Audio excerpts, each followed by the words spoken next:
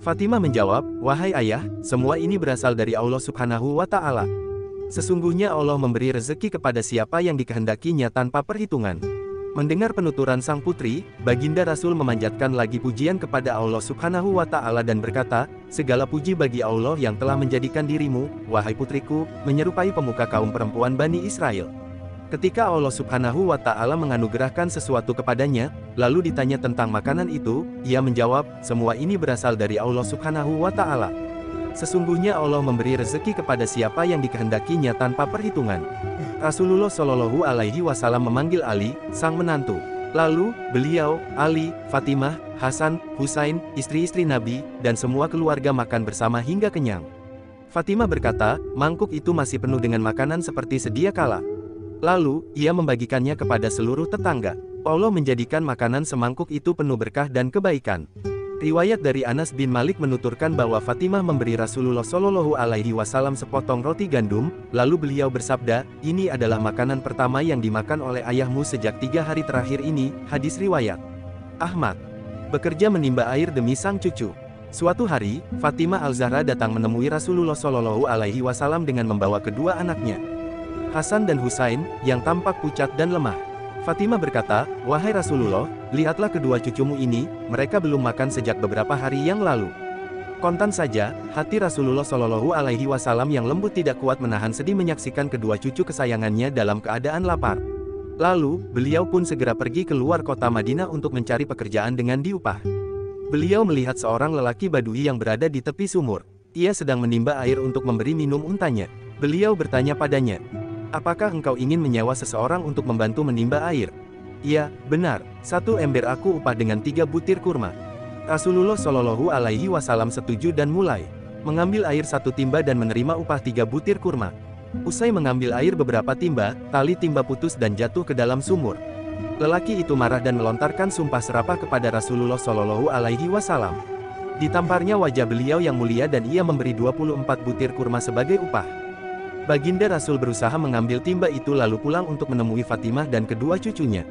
Melihat kesabaran dan akhlak mulia Rasulullah, tahulah orang Badui kalau beliau tidak bersalah. Oleh karenanya, ia segera mengambil belati dan memotong tangan yang ia pakai untuk menamparkan wajah Rasulullah Shallallahu Alaihi Wasallam yang mulia. Seketika ia terjatuh di tanah dan pingsan. Tak lama berselang, melintaslah rombongan kafilah ke arahnya. Mereka melihat si lelaki tangannya terputus. Mereka segera turun dari tunggangan dan memercikkan air ke wajah lelaki tersebut. Usai si lelaki itu siuman, mereka bertanya, "Apa yang terjadi padamu?" "Aku menamparkan wajah seseorang yang ciri-cirinya begini dan begitu. Tapi, ia tidak marah atau membalas lagi. Sekarang aku takut mendapat balasan." "Tahukah kamu siapa orang yang kau tampar itu?" tanya mereka. "Tidak." Mereka berkata, "Dialah Muhammad, Nabi dan Rasul terakhir yang diutus Allah." Mendengar keterangan kafilah tersebut, kontan saja ia kaget bukan kepalang, ia pun menanyakan keberadaan Rasulullah Shallallahu Alaihi Wasallam. Selanjutnya, si lelaki ini mengambil potongan tangannya dan menuju Madinah menemui Rasulullah Shallallahu Alaihi Wasallam. Sesampainya di Madinah, ia melihat para sahabat duduk bersama di suatu tempat. Para sahabat bertanya kepadanya, "Apa keperluanmu?" "Aku hendak bertemu Muhammad. Aku ada suatu keperluan dengannya." Salman Al-Farisi mengantar lelaki itu ke Rasulullah Shallallahu Alaihi Wasallam. Lelaki ini mengungkapkan penyesalannya telah menamparkan wajah beliau. "Mengapa kau potong tanganmu?" "Aku tidak menginginkan tangan yang kugunakan menamparkan wajahmu yang mulia," jelas lelaki tersebut. "Masuklah agama Islam," ajak Rasulullah Shallallahu Alaihi Wasallam. "Jika engkau benar-benar dalam kebenaran, sambungkanlah tanganku yang terputus ini." Rasulullah Shallallahu Alaihi Wasallam mengucapkan, "Bismillahirrahmanirrahim," sambil meletakkan tangannya pada tangan lelaki itu. Tangan yang terputus menyatu kembali dan orang itu segera mengucapkan 2 kalimat syahadat. Mangkuk, madu, dan sehelai rambut. Suatu ketika, Rasulullah Shallallahu Alaihi Wasallam mengajak Abu Bakar, Umar, dan Utsman radhiyallahu anhu bertamu ke rumah putrinya, Fatimah. Kebetulan Ali pun sedang ada di rumah. Setelah semuanya duduk, Fatimah menghidangkan untuk mereka madu dalam sebuah mangkuk yang cantik. Ketika semangkuk madu itu dihidangkan, sehelai rambut jatuh ke dalam mangkuk tersebut. Baginda Rasul lalu meminta semua sahabatnya untuk membuat suatu perbandingan terhadap ketiga benda tersebut, mangkuk yang cantik, madu, dan sehelai rambut.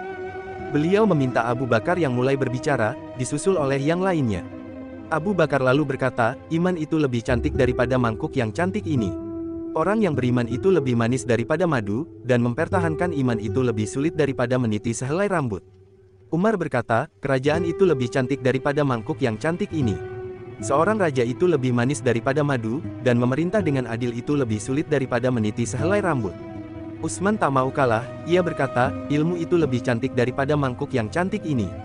Orang yang menuntut ilmu itu lebih manis daripada madu, dan beramal dengan ilmu itu lebih sulit daripada meniti sehelai rambut. Sedangkan Ali berkata, tamu itu lebih cantik daripada mangkuk yang cantik ini. Menjamu tamu itu lebih manis daripada madu, dan membuat tamu senang sampai kembali pulang ke rumahnya lebih sulit daripada meniti sehelai rambut. Rasulullah Shallallahu Alaihi Wasallam mengarahkan pandangannya ke arah putrinya, Fatimah, memintanya untuk membuat perbandingan juga. Dengan sigap Fatimah berkata, seorang wanita itu lebih cantik daripada mangkuk yang cantik. Wanita yang berhijab itu lebih manis daripada madu, dan mendapatkan seorang wanita yang tak pernah dilihat orang lain kecuali murimnya lebih sulit daripada meniti sehelai rambut. Akhirnya, baginda Nabi berkata, seorang yang mendapat taufik untuk beramal adalah lebih cantik daripada mangkuk yang cantik ini. Beramal dengan amal yang baik itu lebih manis daripada madu, dan beramal dengan ikhlas adalah lebih sulit daripada meniti sehelai rambut. Malaikat Jibril alaihi salam berkata, menegakkan pilar-pilar agama itu lebih cantik daripada mangkuk yang cantik. Menyerahkan diri, harta, dan waktu untuk agama lebih manis daripada madu, dan mempertahankan agama sampai akhir hayat lebih sulit daripada meniti sehelai rambut. Maka, Allah berfirman, surgaku itu lebih cantik daripada mangkuk yang cantik itu. Kenikmatan surgaku lebih manis daripada madu, dan menuju surgaku itu lebih sulit daripada meniti sehelai rambut. Sederhana tapi dermawan. Kisah ini juga diriwayatkan oleh Jabir bin Abdillah. Suatu hari, usai salat Asyar, dan ketika para sahabat mengelilingi Rasulullah Shallallahu Alaihi Wasallam, tiba-tiba datang seorang badui tua yang sangat fakir dan memakai baju kumal yang compang camping. Baginda Rasul menyapanya terlebih dahulu dan bertanya keadaannya. Wahai Nabi Allah, aku merasa sangat lapar, berilah sedikit makanan untukku. Aku juga tak punya baju, tolong berilah aku sehelai kain. Aku orang yang sangat fakir, dan tolonglah beri sedikit bekal untukku, jawab si badui. Baginda Rasul sangat terenyuh mendengar penuturannya, lalu beliau berkata, aku juga tidak memiliki apa-apa yang bisa kuberikan kepadamu, tetapi, aku bisa menunjukkan kepadamu seseorang yang insya Allah akan bisa membantumu. Orang yang menunjukkan kepada amal kebajikan akan memperoleh ganjaran yang sama dengan pelakunya. Engkau pergilah ke rumah seseorang yang cinta kepada Allah dan Rasul-Nya. Pergilah ke rumah Fatimah putri Muhammad, bersama Bilal. Mudah-mudahan kau akan memperoleh hajatmu di sana. Si badui berangkat ke rumah Fatimah bersama Bilal, ia mengucapkan salam ke penghuni rumah. Assalamualaikum wahai ahli bait Rasulullah. Waalaikumsalam, jawab Fatimah. Aku adalah orang tua yang datang dari jauh. Sudah sekian hari aku tidak makan dan hidupku susah. Tadi aku menemui ayahmu, Rasulullah, lalu beliau tunjukkan rumahmu ini, jelas si badui. Fatimah sendiri sebenarnya tidak memiliki apa-apa. Bahkan, keadaannya tidak lebih baik dari keadaan Rasulullah dan sahabat yang lain. Nabi tahu betul tentang itu. Namun, Fatimah berasal dari keluarga yang tidak pernah menolak orang yang mempunyai hajat. Siapapun yang datang kepadanya, dia akan penuhi hajatnya, berapapun kecilnya. Hari itu, Fatimah tidak menyimpan makanan atau pakaian yang bisa diberikannya kepada si badui. Yang ada hanya sepotong kulit kambing yang biasa digunakan oleh kedua anaknya sebagai alas tidur. Aku hanya memiliki sepotong kulit kambing ini. Mudah-mudahan ia bermanfaat bagimu, ujar Fatimah sambil mengulurkannya. Duhai Fatimah, aku butuh makanan yang bisa mengenyangkanku. Dan kulit ini tentu tidak akan berguna bagiku. Fatimah hanya bisa terdiam. Kemudian, ia teringat pada seutas kalung di lehernya. Kalung itu sendiri adalah kenangan manis dari putri Hamzah, sepupunya. Tanpa ragu, ia pun membuka kalungnya lalu diberikan kepada si badui. Ambillah ini dan juallah. Mudah-mudahan Allah akan memberimu lebih baik dan lebih banyak dari sekadar ini. Si badui kembali menghadap Rasulullah Shallallahu Alaihi Wasallam. Wahai Rasulullah, Fatimah hanya bisa memberiku seutas kalung ini. Katanya, biar ku jual agar dapat membeli makanan secukupnya. Air mata Rasulullah Shallallahu Alaihi Wasallam mengalir membasahi pipinya. Lalu, beliau berkata, wahai Fulan, semoga Allah menurunkan berkahnya kepadamu karena hadiah dari Fatimah binti Muhammad, penghulu putri Adam itu. Melihat kejadian itu, seketika Ammar bin Yasir berdiri seraya berkata, ya Rasulullah, apakah engkau izinkan bila aku saja yang membeli kalung itu?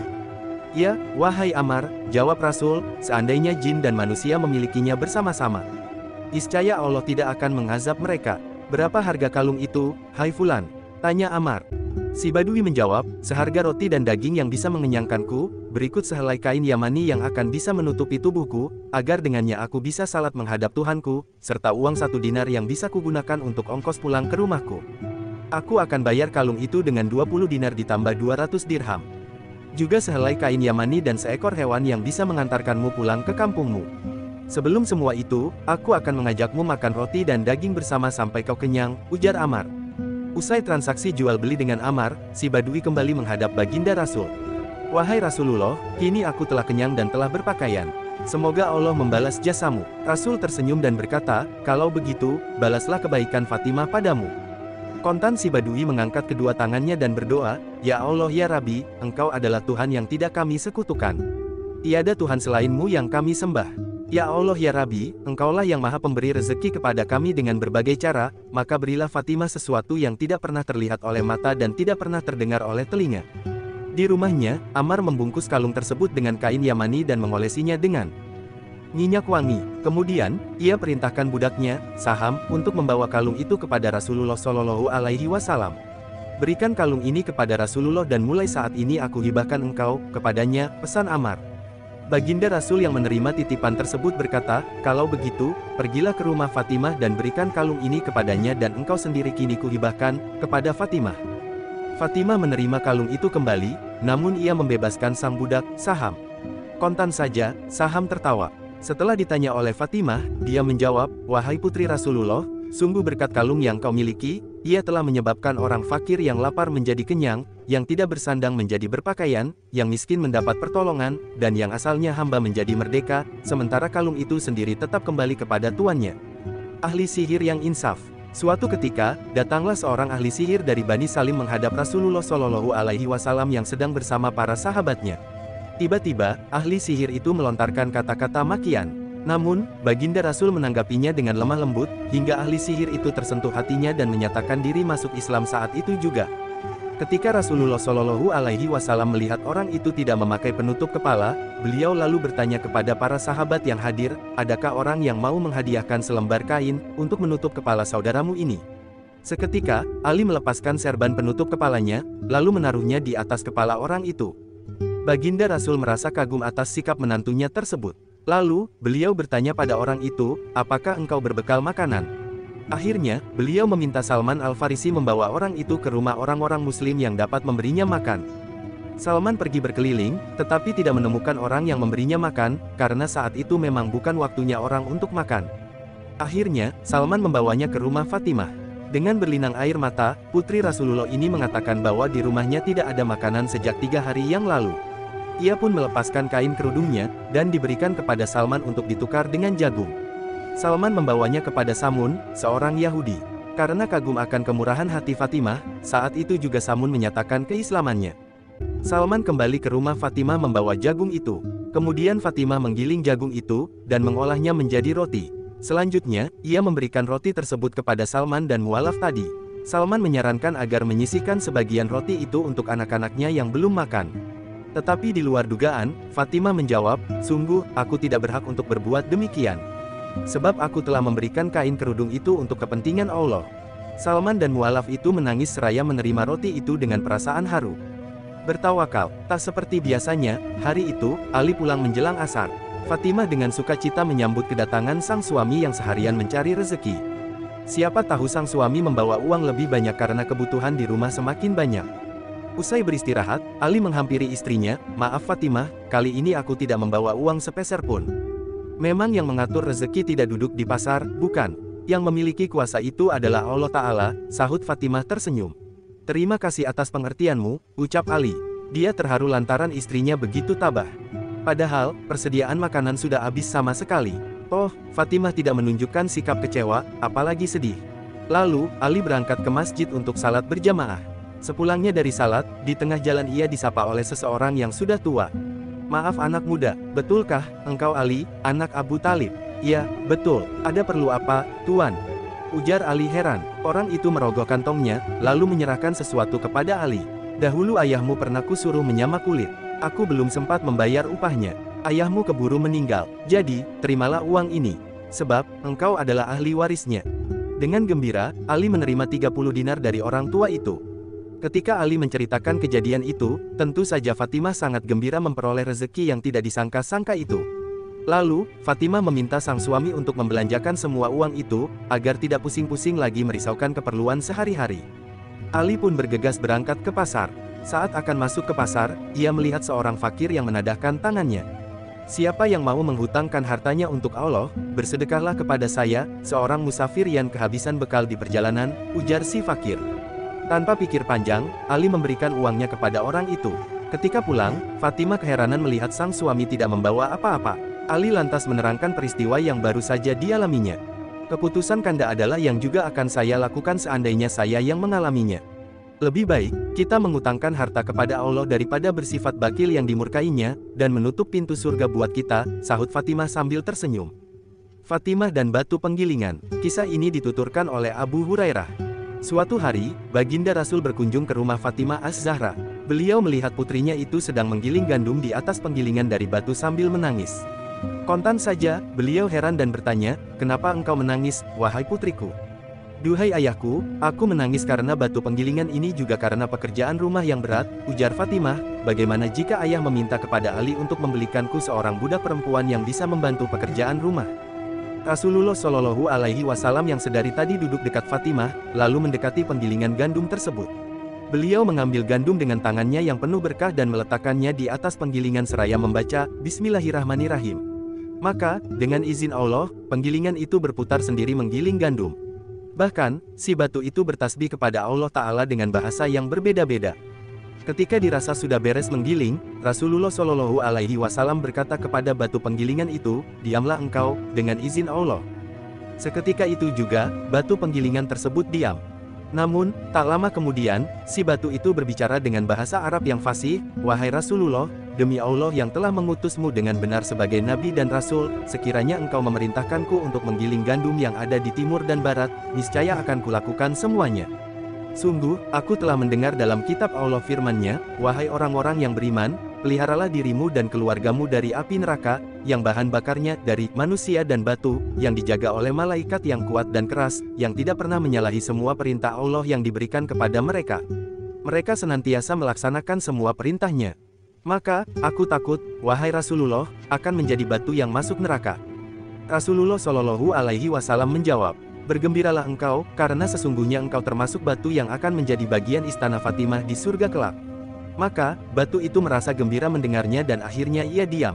Lalu, Baginda Nabi berkata kepada putrinya, "Wahai Fatimah, sekiranya Allah berkehendak, niscaya batu ini akan berputar sendiri untukmu. Tetapi, Allah ingin menuliskan kebaikan bagimu, menghapus kejelekan darimu, dan mengangkat derajatmu karena engkau menggiling gandum dengan tanganmu sendiri. Wahai anakku, siapapun wanita yang memasak untuk suami dan anak-anaknya, maka Allah akan menuliskan baginya dari setiap biji yang dimasaknya satu kebaikan dan menghapus darinya satu keburukan serta mengangkat baginya satu derajat. Wallahu alam." Berdoa untuk tetangga. Suatu pagi, Fatimah berdoa yang di dekatnya ada putranya, Hasan. Hasan mendengarkan doa yang dipanjatkan sang bunda dengan khusyuk. Usai berdoa, Hasan bertanya, "Wahai bunda, dari tadi aku mendengarkan doamu, tetapi tidak satu pun doa yang kau panjatkan untuk dirimu sendiri."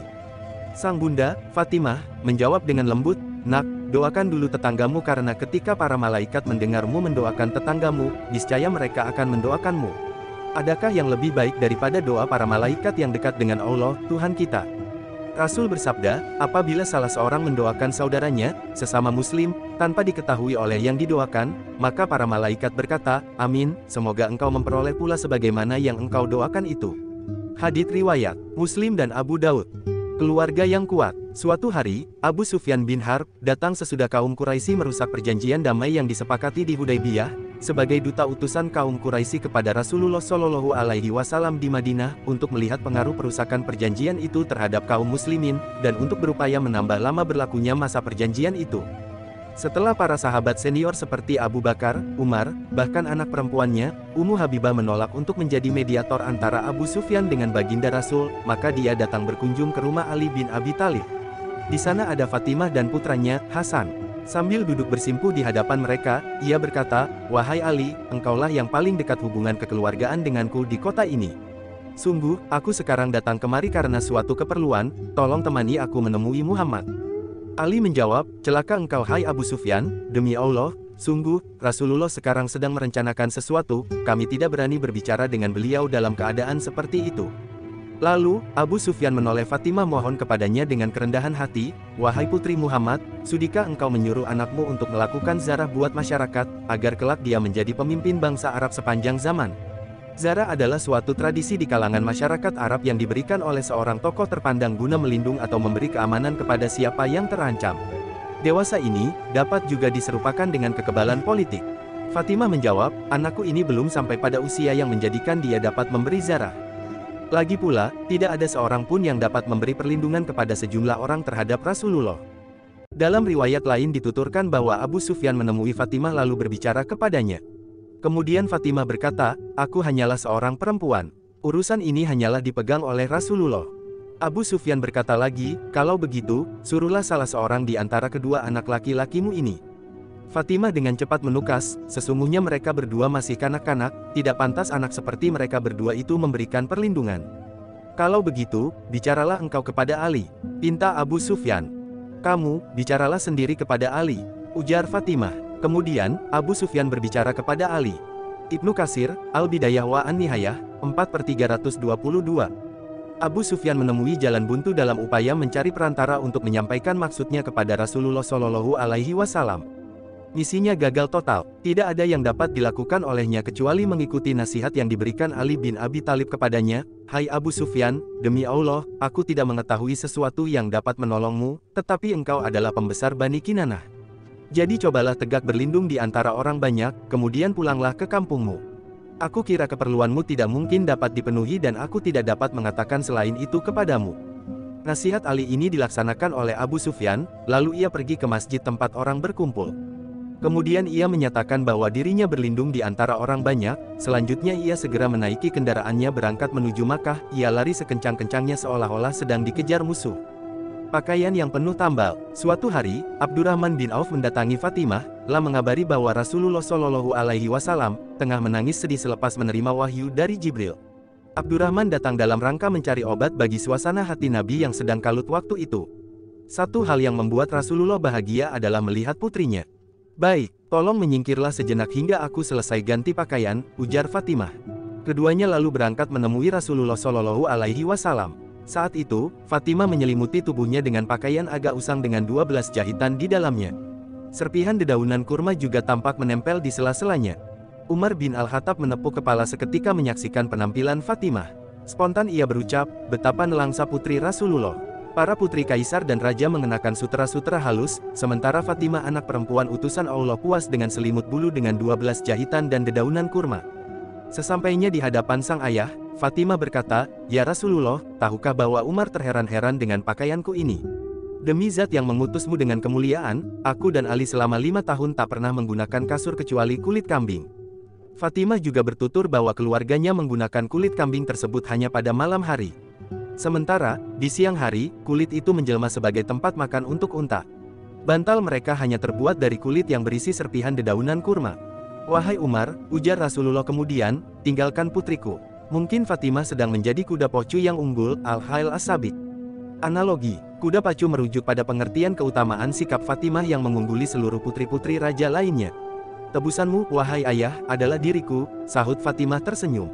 Dengan kedudukan dan karisma ayahandanya luar biasa, Fatimah sesungguhnya bisa memperoleh apa saja yang ia kehendaki, lebih dari sekadar pakaian dan kasur yang bagus. Namun, kepribadian Rasulullah yang bersahaja tampaknya memang mewarisi ke dalam dirinya. Fatimah tetap tampil sederhana, dengan segenap kebesaran dan kemewahan jiwanya. Siapa orang yang tega? Ketika baginda Nabi sudah dekat ajalnya, beliau menyuruh Bilal bin Rabah agar mengumandangkan azan untuk mengerjakan salat. Usai para sahabat berkumpul, Nabi mengerjakan salat 2 rakaat ringan bersama mereka. Setelah itu, beliau naik mimbar dan berpidato. "Wahai kaum muslimin, saya bagi kalian itu sebagai nabi dan penasihat, sebagai orang yang mengajak kepada jalan Allah dengan izinnya. Juga saya ini bagi kalian seperti ayah atau saudara kandung yang saling mengasihi dan menyayangi. Barang siapa yang mempunyai hak yang bisa dituntut, hendaklah berdiri dan membalas kepada saya sebelum saya dituntut balas nanti di hari kiamat." Semua yang hadir terdiam, tak ada seorang pun yang berdiri. Beliau mengulangi lagi ucapannya hingga 3 kali. Tiba-tiba, berdirilah Ukasyah ibn Mahsan. Ia berkata, "Demi ayah ibuku, ya Rasulullah, seandainya engkau tidak mengumumkan kepada kami berkali-kali, tentu saya tidak akan berdiri. Sungguh, saya pernah bersama engkau dalam perang Badar. Unta saya mengikuti unta engkau. Saya turun dari unta lalu mendekati engkau agar bisa mencium paha engkau. Tiba-tiba saja, engkau mengangkat tongkat lalu kau pukulkan ke unta agar berjalan cepat. Namun, pukulan itu mengenai tulang rusuk saya juga. Saya tidak tahu apakah engkau sengaja atau tidak. Hai Ukasyah, ujar Rasulullah, saya memang sengaja memukul engkau. Hai Bilal, lanjut beliau, pergilah engkau ke rumah Fatimah dan ambilkan tongkat saya. Bilal pun keluar masjid sambil meletakkan tangannya di atas kepala dan berkata, inilah Rasulullah yang telah menyediakan dirinya untuk dibalas. Bilal mengetuk pintu rumah Fatimah sambil mengucapkan salam. Siapa di luar? Tanya tuan rumah. Saya Bilal, datang kemari untuk mengambil tongkat Rasulullah. Hai Bilal, ujar Fatimah, untuk apa beliau memerlukan tongkat ini? Bilal menjawab, wahai Fatimah, sesungguhnya ayahmu telah menyediakan dirinya untuk dibalas. Siapakah orangnya yang tega akan membalas Rasulullah? Ucap Fatimah sedih. Usai Bilal mengambil tongkat lalu pergi lagi ke masjid menyerahkannya kepada Rasulullah. Kemudian, beliau menyerahkan tongkat itu kepada Ukasyah.